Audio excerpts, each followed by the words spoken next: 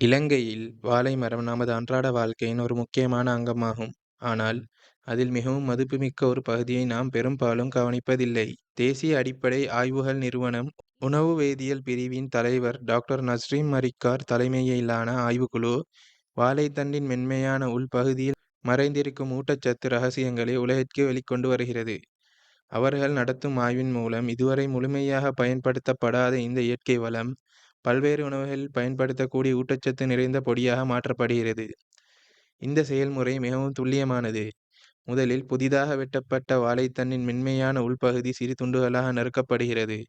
அதன் பிறகு சூடான நீரில் அமிழ்த்தி நுண்ணுயிர் அகற்றப்படுகிறது.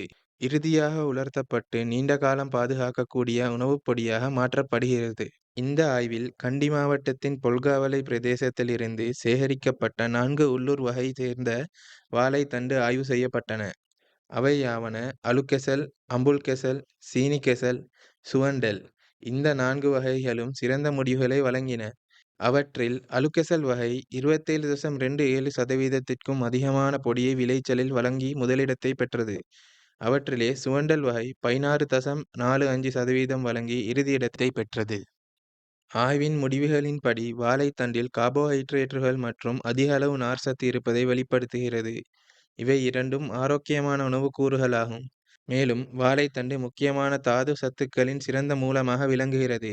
இதில் அதிக அளவில் பொட்டாசியம், கல்சியம், மக்னீசியம் ஆகியவை காணப்படுகின்றன. அதேபோல் உடலுக்கு அத்தியாவசியமான நுண்ணூட்ட தாதுக்களான ஜிங்க் மற்றும் அயன் ஆகியவையும் இதில் குறிப்பிடத்தக்க அளவில் உள்ளன. இதில் காணப்படும் கொழுப்பமிலம் உடல் நலத்திற்கு நன்மை பயப்பதாகும். குறிப்பாக உடலுக்கு தேவையான முக்கிய நிறைவுறாத கொழுப்பமிலமான லினோலிக் அசிட் இதில் அதிக அளவில் காணப்படுகிறது. விவசாயத்தின் துணை விளை பொருட்களை உயர்ந்த ஊட்டச்சத்து கொண்ட உணவுப் பொருட்களாக மாற்றுவதன் மூலம் தேசிய அடிப்படை ஆய்வுகள் நிறுவனம் இலங்கையில் மட்டுமல்லாமல் உலகளாவிய அளவிலும் நிலையான ஊட்டச்சத்துக்கான புதிய பாதையை உருவாக்குகிறது. உணவு வேதியியலின் எதிர்காலத்தை அறிய தேசிய அடிப்படை ஆய்வுகள் நிறுவனம் பற்றி மேலும் தெரிந்து கொள்ளுங்கள்.